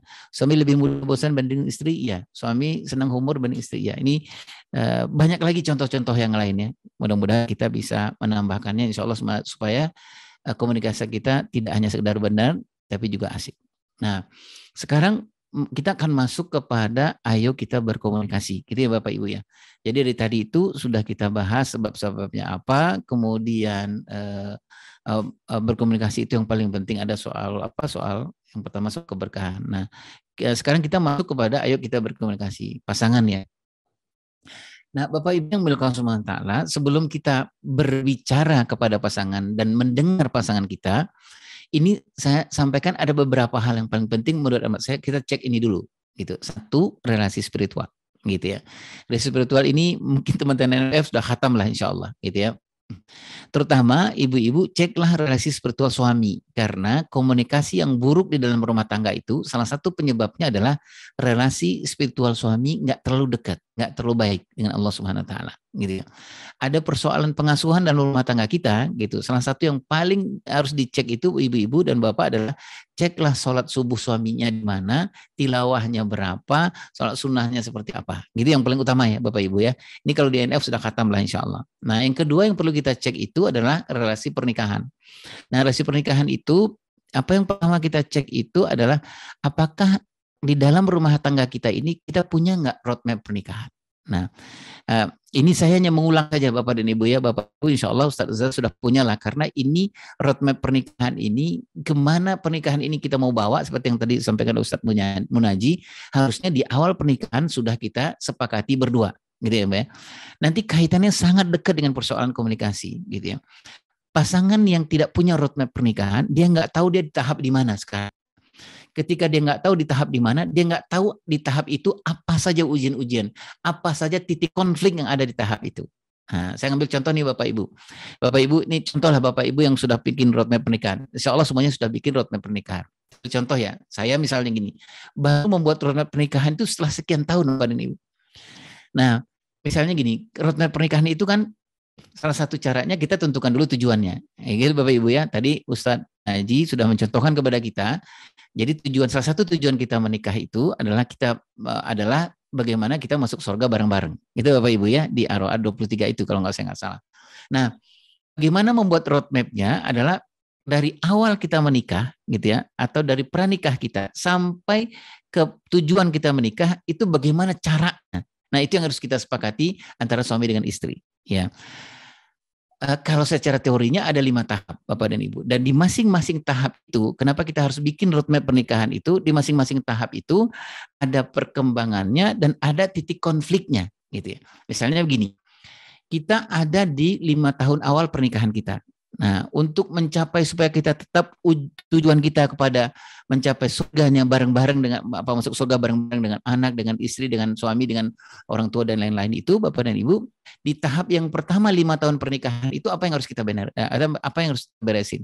Titik konfliknya apa gitu ya. Misalnya gini, titik konflik di 5 tahun awal pernikahan itu adalah kalau kita tidak menyelesaikan utang-utang pengasuhan masing-masing orang. Gitu ya, Bunda ya. Nanti kita bicara teman. Si bapak mungkin 2 bulan 3 bulan senyumnya masih oke, tapi udah bulan ke-6 ke-7 kembali kepada aslinya, gitu ya. Orangnya penakut, yang kemarin kita dapat informasi si bapak orangnya adalah pemberani, ikhwah yang hebat gitu. Pas lampu mati yang teriak pertama dia, gitu Bapak Ibu. Ini persoalan ini kita lihat nih, gitu ya. Apa-apa persoalan rumah tangga terserah Umi gitu ya. Nah terserah abinya kapan gitu. Dia nggak bisa. Kenapa? Karena dia punya hutang pengasuhan, Bapak Ibu. Nah titik konflik yang paling luar biasa itu di 5 tahun awal itu adalah persoalan tentang tadi utang pengasuhan belum terselesaikan. Termasuklah persoalan komunikasi ya. Pola komunikasi, kalau si bapak ngomongnya ngablak misalnya atau istri ngomongnya ngablak, harusnya puzzlingnya di 5 tahun awal pernikahan. Nah, baik. Nah, nanti di tahap yang kedua ketika anak-anak kita sudah datang, titik konfliknya juga mulai muncul. Bunda ya. Titik konfliknya adalah bagaimana kita berkomunikasi berdua untuk menyampaikan pengasuhan kepada anak kita. Yang muncul untuk konflik yang kedua gitu. Nah, tadi saya menyampaikan ayah dan bunda, kalau kita nggak membuat roadmap pernikahan gitu ya, kita nggak tahu kita ada di mana gitu ya. Kalau kita nggak tahu ada di mana, kita nggak tahu titik konfliknya apa. Kalau kita nggak tahu titik konfliknya, kita nggak bisa antisipasi apa yang harus kita lakukan. Nah itulah salah satu yang tadi saya sebutkan. Akhirnya apa? Banyak orang memilih dia berpura-pura bahagia dalam pernikahan. Padahal itu ayah bunda gitu menyakitkan sekali gitu. Bagaimana istri berpura-pura, suami berpura-pura. Nah baik. Yang kedua adalah relasi pernikahan yang perlu kita periksa adalah hutang pengasuhan. Nah, hutang pengasuhan ini, ya Bunda, seperti yang saya sebutkan tadi, itu dampaknya sangat berhubungan dengan persoalan komunikasi. Banyak para pasangan itu mengeluhkan cara suaminya minta dibikinin teh manis. Gitu ya. Suaminya bikinin teh manis, bilang, Dek, teh manis, Dek, manis. Gitu ya, Bunda. Ini saya ngelakukan nih Bapak Ibu, gitu ya. Dulu almarhumah istri saya sampai mengatakan, Bang, apa di warteg juga ngomongin gitu Bang gitu. Gitu. Oh di warteg aja kata istri saya nggak sampai gitu. Di warteg tuh ada kata maaf Pak, Bapak mau dibikinnya apa? Ada kata maafnya gitu. Nah abang punya istri sendiri yang abang akan perlu tanggung jawabkan. Nggak ada kata maaf, nggak ada makasih gitu ya. Nah dulu kenapa saya sampai ngomongin seperti itu Bapak dan Ibu? Karena saya punya hutang pengasuhan. Saya yang tadi saya sebut di awal-awal, saya nggak bisa ngomong maaf. Saya susah ngomong terima kasih. Saya susah memuji pasangan saya gitu. Kenapa? Saya nggak dapatkan itu, terutama di umur 14 sampai 15 tahun. Ya Bunda ya. Nggak ada kata, nggak ada kosakata saya. Saya sempat sebutkan lagi, ayah Bunda. Almarhumah istri saya dulu, udah kita sampai nikahan 3 tahun, 4 tahun lah Bapak Ibu. Kemudian istri saya bilang, ngelamun, istri saya bilang, kenapa sih Dek ngelamun gitu? Enggak, aku kepikir Bang gitu ya. Aku hitung abang ngomong sayang sama aku, maaf nih Bang ya, maaf ya gitu ya. Udah hampir 3 tahun pernikahan itu baru 3 kali Bang. Gitu. Yang pertama waktu habis kita menikah, terus di depan orang banyak abang ngomong sayang. Aku pikir alhamdulillah rabbil alamin. Yang kedua itu kapan kita ada lebaran bareng-bareng tuh abang ngomong sayang. Yang ketiga disebutlah sama istri saya. Habis itu nggak ada lagi Bang gitu. Apa persoalannya sih Bang gitu. Saya sendiri sebenarnya udah nggak enak Bapak dan Ibu. Pengen lah seperti yang saya sebutkan tadi itu, pengen lah kayak di TV-TV gitu loh Bapak Ibu. Sayang, I love you so much gitu ya. Karena saya baca-baca istri juga butuhkan semacam itu gitu Bapak Ibu. Tapi kenapa saya nggak bisa sampaikan itu? Karena tadi itu saya nggak punya kosakata, nggak ada di dalam lapisan otak bawah sadar saya. Itu saya dapatkan di umur 14-15 tahun. Ketika saya menikah, saya nggak teredukasi, Bapak dan Ibu, nggak terbaiki gitu. Saya nggak menambah kosakata, nggak menambah kosarasa.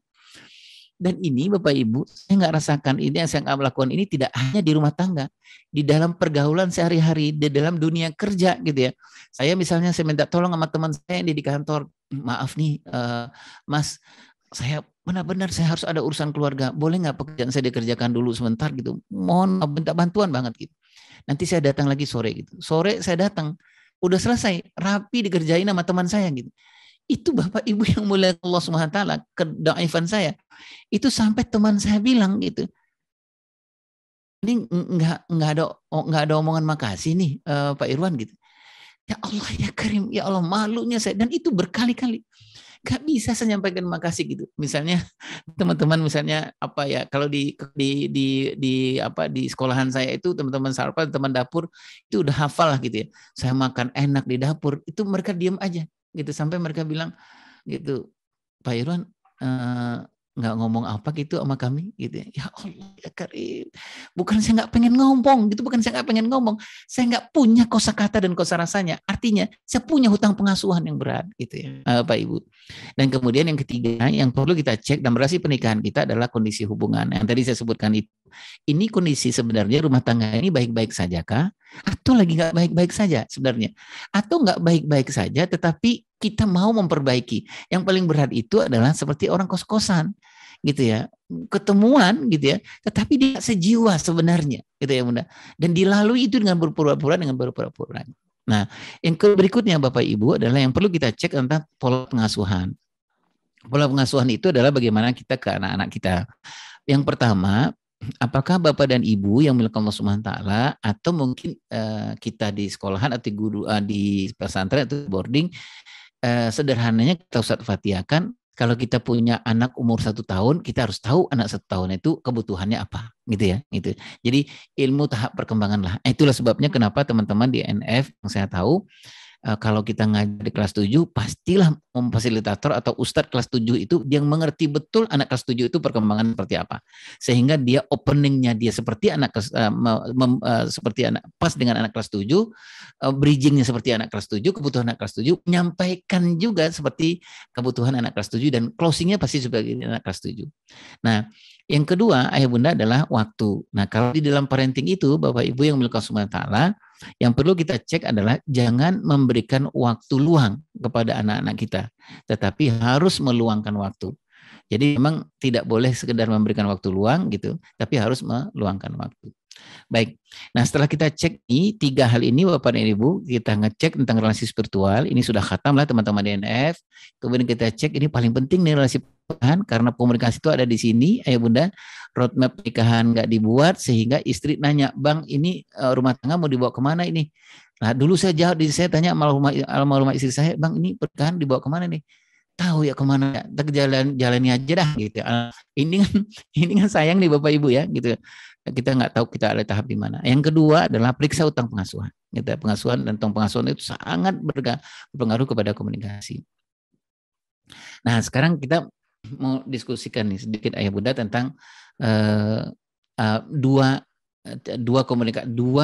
item komunikasi yang paling besar. Yang pertama adalah mendengar. Saya menyebutkan mendengar. Kalau kemampuan mendengar kita sebenarnya kurang, akan berbahaya kita dalam berkomunikasi.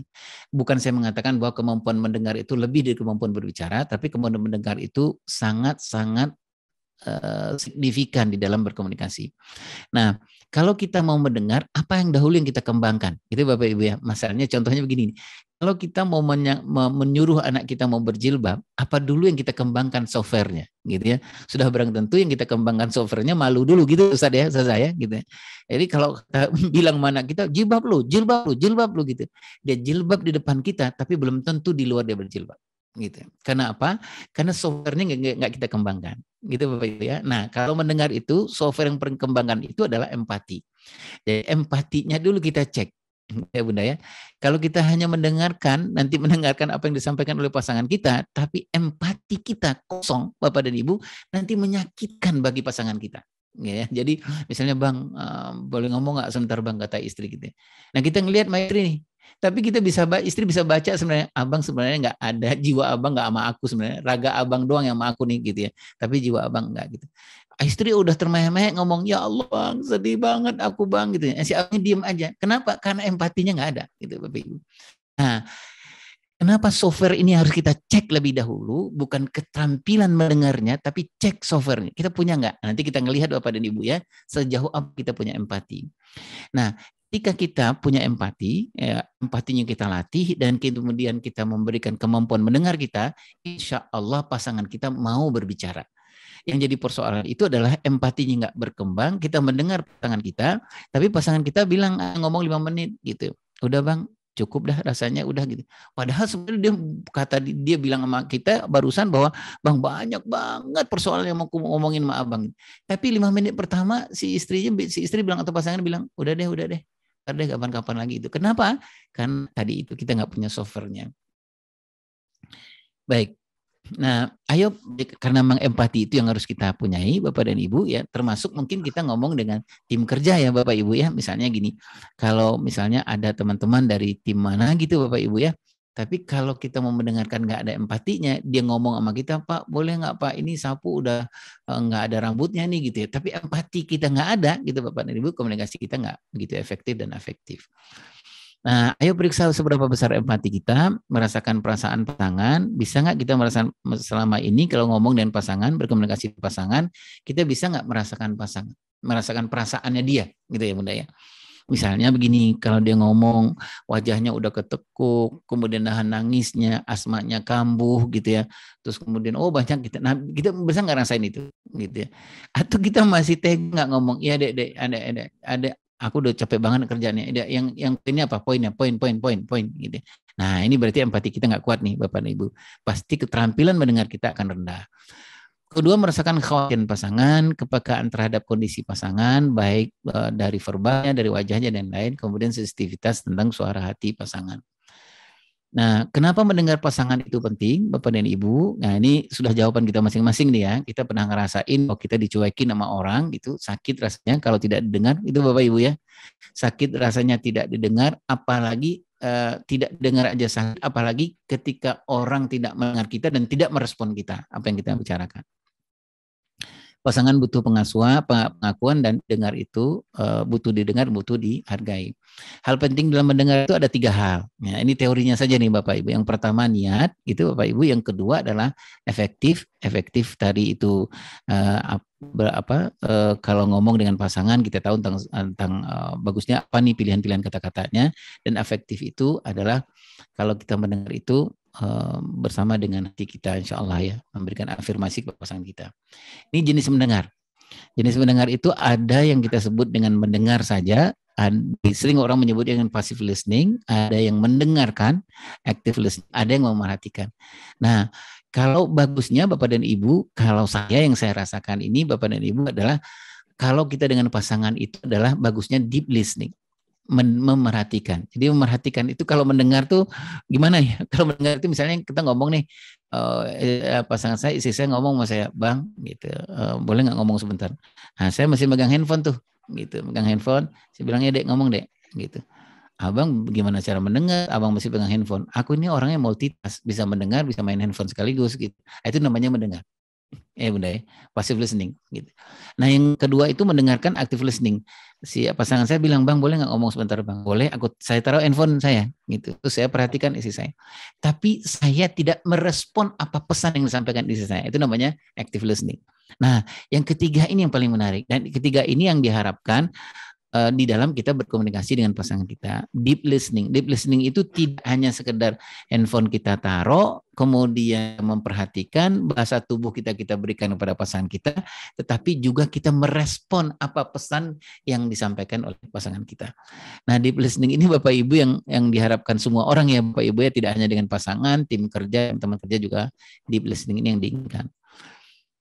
Nah, cara mendengar yang patut, Ayah Bunda adalah pertama memberikan perhatian. Tadi sudah sampaikan Ayah Bunda ya, memberikan perhatian, baik terutama memberikan perhatian itu kalau kita lihat Rasulullah SAW adalah dengan bahasa tubuh lebih dahulu ya. Ini paling menariknya bahasa tubuh lebih dahulu. Jadi kalau kita ngomong dengan pasangan kita mau ngajak kita berbicara, aku izin Bang, boleh nggak aku ngomong? Nah, yang paling menarik itu yang harus kita berikan kepada pasangan kita adalah bahasa tubuh. Itu apakah nanti kita ngelihat dengan memalingkan wajah kita atau kemudian memalingkan badan kita atau dengan bahasa tubuh yang lain. Kemudian menghargai Bunda dan memberikan pengakuan. Menghargai itu kuncinya adalah 5-1-10-2 Bapak dan Ibu. 5 pasangan kita ngomong, 1 kita menghargainya gitu ya Bunda ya, atau kemudian memberikan pengakuan. 10 pasangan kita berbicara, 2 kita memberikan menghargai dan memberikan pengakuan. Jadi kalau 5 dia berbicara, baru kita respon 1, 10 kita respon 2. Itu mendengar yang pas. Nah, kalau atau dengan dengan kata yang lain, kalau ada stimulan dari pasangan kita, ada stimulan dari pasangan kita mau bicara, jangan langsung memberikan respon. Ini cara mendengar yang patut nih, Ayah Bunda ya. Jangan memberikan respon, tapi tahan dulu, stop dulu, kemudian kasih waktu dulu, jangan langsung memberikan respon atau kita menentukan respon kita seperti apa. Jadi bikin jarak dulu sedikit Ayah Bunda. Ayah Irwan ini repot banget untuk mendengar doang gitu. Memang Ayah Bunda seperti yang kalau Rasulullah lakukan juga dengan sahabat-sahabat kan, memang Rasulullah setiap ada stimulan nggak langsung respon ya gitu ya. Misalnya ada Badui yang mengatakan aku boleh nggak masuk Islam, boleh gitu ya. Tapi boleh nggak saya masih tetap berzina gitu. Kalau ada beberapa orang sahabat, 2 orang sahabat kalau nggak salah saya, itu stimulan itu langsung dengan respon. Gitu. Tapi kalau Rasulullah mencontohkan kepada kita ada stimulan gitu, nggak respon lebih dahulu, respon tuh entar, tapi Rasulullah stop dulu gitu ya, berpikir dulu, kemudian think, yang kemudian Rasulullah mengajukan pertanyaan-pertanyaan dan baru menentukan responnya. Ayah dan Bunda yang dimuliakan Allah SWT, dikit lagi waktunya sudah habis sebenarnya. Nah, ini contoh aja, contoh dengar memahami bahasa istri. Ini beberapa hasil penelitian bahasa-bahasa istri yang harus dipahami oleh suami. Kalau si istri mengatakan seperti ini, misalnya nih Bapak-bapak ya, kalau ada istri mengatakan selamanya gitu ya. Nah, kita harus tahu tuh selamanya itu seperti apa gitu. Aduh, repot banget hidup ya Allah. Apakah selamanya kita akan menderita seperti ini? Selamanya. Jadi jangan langsung mengatakan, ya Allah deh, aku kan pernah juga kamu bahagia gitu. Kok kamu ngomong selamanya gitu. Nah, selamanya itu yang harus kita pahami. Apa sih bahasanya selama itu artinya apa gitu. Atau kita sering mendengar kita tidak akan terpisahkan, atau saya lelah, saya penat. Gitu. Seringlah kita mendengar ya, istri mengatakan semacam ini. Semua orang tak menghiraukan aku gitu. Ini bahasa-bahasa yang kita harus pahami kalau kita mendengar dari istri kita. Sama seperti kalau si istri harus memahami beberapa bahasa suami seperti diam misalnya, ada apa dengan diam suami, semua seperti yang diharapkan sering ya, atau suami mengatakan itu gampang. Baik, yang kedua Bapak Ibu adalah ayo berbicara dengan respect. Nah kalau mendengarkan itu softwarenya adalah empati, jadi harus dilatih empati. Jadi kita akan melatih tentang bagaimana skill mendengar itu akan sia-sia kalau kita tidak punya software empati. Kita akan punya kemampuan berbicara sehingga orang mau mendengar atau pasangan kita mau mendengar kalau kita punya software namanya respect. Nah, ya, respect itu menghormati, memperlakukan yang baik itu sesuai dengan umur, sesuai dengan sosialnya. Nah, ayo periksa seberapa besar respect Anda, bisa hargai pasangan, ya Bunda ya, bisa memperlakukan pasangan dengan baik, adab yang baik kepada pasangan, baik verbal maupun non-verbal. Ini apa yang sudah kita pahamilah sama-sama gitu. Nah, kenapa berbicara kepada pasangan itu penting? Karena saling mengerti, hindari konflik, agar kebutuhan keinginan kita sampai kepada pasangan kita. Nah, hal penting dalam berbicara apa? Niat, etika, dan estetika, bedakan perasaan dan pikiran. Baik. Jenis berbicara itu ada 2, Ayah Bunda ya, gitu. Ada bicara tidak terhubung. Nah, kalau itu istilahkan namanya Jekyll style. Jekyll style itu apa ya? Cara bicara anjing hutan, gitu. Jadi dia menggonggong aja dulu, dia ngomong aja dulu, yang penting dia gitu. Tapi dia nggak mengerti apakah orang mendengar atau tidak, apakah tersambung atau tidak, apa terhubung atau tidak. Kadang-kadang kita dengan pasangan kita gitu ya, susah gitu untuk memberhentikannya. Gitu. Dulu bang gitu. Jadi kenapa gitu? Karena memang style bicaranya adalah tidak terhubung gitu ya. Dia sebenarnya berbicara tidak ingin menyampaikan pesannya sebenarnya untuk dimaknai oleh orang lain atau pasangannya. Yang kedua adalah bicara terhubung. Nah ini kalau saya mengistilahkan giraffe style, stylenya jerapah. Nah, bicara tidak terhubung itu seperti apa gitu. Ini yang penuh dengan ini nih Bapak Ibu, penuh dengan label, penuh dengan sangkalan gitu. Kalau berbicara itu yang pertama keluar tuh itu labelnya. Nah, misalnya bicara nih saya bicara dengan pasangan saya, Dek gitu. Aku bicara nih gitu, buka kuping kamu. Itu label tuh Bapak Ibu. Emang selama ini nggak buka kuping apa? Gitu. Atau misalnya saya bicara nih gitu. Nah, saya bilang, Dek, ngomong nih sama kamu sebentar gitu. Terus kemudian saya sering nih terjadi Ayah Bunda gitu. Kamu dengerin ya gitu. Nah, emang selama ini nggak dengerin apa? gitu. Nah, mungkin ataukah itu memerintah, ancaman, sehingga tidak terhubung dengan pasangan kita. Kita sudah lelah ngomong, Bapak dan Ibu sudah lelah berbicara, tapi tidak terhubung. Kenapa? Karena ininya yang kita sampaikan, itu yang ditangkap oleh pasangan kita. Nah, bicara yang terhubung itu seperti apa? Gitu. Nah, kenapa giraffe style? Karena seperti jerapah tuh Bapak dan Ibu. Kalau jerapah itu, kalau kita ngelihat jerapah itu kalau mau melakukan aktivitas itu kan lehernya dinaikin dulu ke atas ya Bapak Ibu ya, dinaikin dulu ke atas, kemudian dia diam dulu, kemudian dia observasi dulu gitu Bapak Ibu. Dia observasi dulu mana yang mau dia makan nih, daunnya daun mana yang dia makan, dia observasi dulu. Bapak Ibu jarang kita ngelihat jerapah kalau udah naikin lehernya ke atas kemudian langsung caplok gitu, jarang gitu ya Bapak Ibu. Nah, para ahli komunikasi mengistilahkannya dengan giraffe style. Nah, ini urutannya, tapi ini jangan membuat kita bicaranya rumit banget Irwan gitu.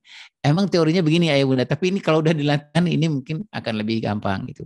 Intention itu niat. Niat itu sangat penting ya Bapak Ibu ya. Sama seperti misalnya yang sudah Bapak Ibu lakukanlah sehari-hari. Kalau kita mau diajak bicara sama orang, tentu kita akan meniat nih gitu. Misalnya pasangan bilang, "Bang, aku mau ngomong sebentar." Niat kita, ya Allah, mudah-mudahkanlah saya mendengar. Gitu ya Bapak Ibu ya. Kalau ingin kita bicara dengan anak kita, bicara dengan pasangan kita, bicara dengan teman kerja kita, selalu kan kita niatkan dulu ya Bapak Ibu ya. Allah, mudah-mudahan nih gitu. Karena ya apalagi kita ada doa yang kita bacakan, ya Allah mudahkan lisan saya, mudahkanlah pendengaran, ya Allah saya niat ini, gitu ya Bunda, niat.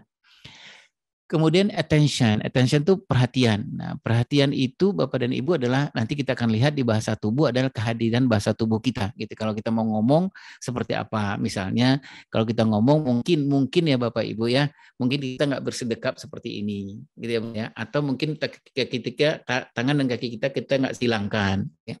Kemudian observasi. Nah, observasi itu kalau kita berbicara, karena memang software-nya bicara to respect, Ayah Bunda adalah kita harus memperlihatkan ini, waktu melihat nih pasangan kita dalam kondisi apa gitu ya. Kira-kira kalau dia omongin sekarang, kira-kira ini enggak gitu ya, efektif atau tidak gitu. Atau mungkin misalnya kita harus ajak dia untuk bicara kemana, traktir bakso dulu atau ngomong kemana dulu. Nah kemudian kita merasakan Ayah Bunda, yang terakhir adalah kita mau menyampaikan keinginan kita dan merequest apa yang kita mau menyampaikan. Nah, secara penelitian Bapak Ibu, berbicara terhubung dengan giraffe style ini adalah cara bicara yang diharapkan di dalam teori komunikasi. Akan terbangunlah koneksi itu, atau terbangunlah hubungan kita dengan pasangan kita, dan pasangan kita ngerti apa yang kita mau inginkan. Nah, kemudian Bapak Ibu, ini sekedar menambahkan saja, tadi sudah kita bicara tentang ayo mendengar, ayo berbicara. Kemudian yang tidak kalah pentingnya, para ahli menyebutkan kemampuan kita berkomunikasi yang tidak verbal itu bisa sampai 65%, 50% lebih. Nah, ini saya catat beberapa saja Bapak dan Ibu ya. Ini tidak terlalu mutlak gitu. Ayah Bunda bisa lakukan ini gitu, bisa lakukan dengan cara yang lain. Nah, ayo mendengar berbicara dengan bahasa tubuh. Contohnya, hadapkan wajah. Ini Ayah Bunda ya. Ini banyak sekali dalam survei, banyak sekali konflik suami istri karena suami dengan istri berbicara tidak saling menghadapkan wajahnya. Atau ketika suami berbicara atau istri berbicara ke pasangannya, suaminya tidak dulu memalingkan sebentar, kemudian kalau dia ada aktivitas, dia izin melakukan aktivitas. Maaf ya Dek, Abang boleh nggak ngerjain ini dulu atau apa dulu gitu. Tapi dia sudah melihatkan wajahnya lebih dahulu. Kemudian postur terbuka, melipat tangan kaki mengibarkan bahwa suami telah memberikan tanda-tanda kurang berminat dan tidak terlibat dengan istri.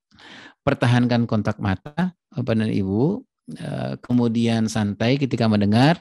Pelajari untuk membaca bahasa non-verbal pasangan, gerak tubuhnya, gesturnya, dahinya. Ini saya yakin Bapak Ibu pastilah sudah mengerti ya, karena sudah hidup dari 24 jam, udah bertahun-tahun dengan pasangan kita, pasti kita mengerti lah bahasanya ya, bahasa non-verbal di bahasa tubuh dari pasangan kita insya Allah. Kalau dia sudah mulai miring-miring, ini apa nih bahasanya gitu ya. Kalau senyumnya sudah mulai nggak sama nih kiri dan kanan, ini apa persoalannya. Ini kalau misalnya gerak bibirnya sudah mulai gemetar gitu ya, ini apa nih. Kita sudah mengerti lah insya Allah. Kemudian berikan respon non-verbal kepada anak dengan anak, terutama anak nih ya, komunikasi dengan anak, anggukan dengan gerakan mata dan lain-lain. Nah, ayah dan bunda yang berkenan Subhanahu wa taala, itulah yang mampu, karena keterbatasan ilmu saya Bapak dan Ibu, yang mampu saya sampaikan kepada Bapak Ibu soal komunikasi dengan pasangan gitu. Saya sudah sampaikan dari awal, ada beberapa hal yang harus kita cek lebih dahulu, terutama relasi spiritual. Relasi pernikahan itu sangat-sangat menentukan gitu. Salah satu relasi pernikahan itu yang menentukan itu adalah persoalan utang pengasuhan. Nah, mudah-mudahan nanti kita bereskan hal semacam itu, kita bisa melakukan mendengar efektif dan afektif dan berbicara efektif dan efektif. Mudah-mudahan komunikasi dengan pasangan kita terjalin, dan mudah-mudahan ketika terjalin komunikasi dengan pasangan, insya Allah mudah nanti kita bagaimana kita membesarkan anak-anak kita. Itu mungkin Ustadz Fahmi yang bisa saya sampaikan. Kalau ada apa-apa, ini alamat Instagram saya, nomor WA,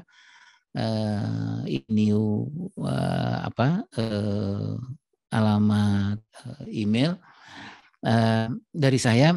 Karena keterbatasan ilmu, ayah dan bunda, itu yang bisa saya sampaikan. Wallahu a'lam bishawab. Assalamualaikum warahmatullahi wabarakatuh.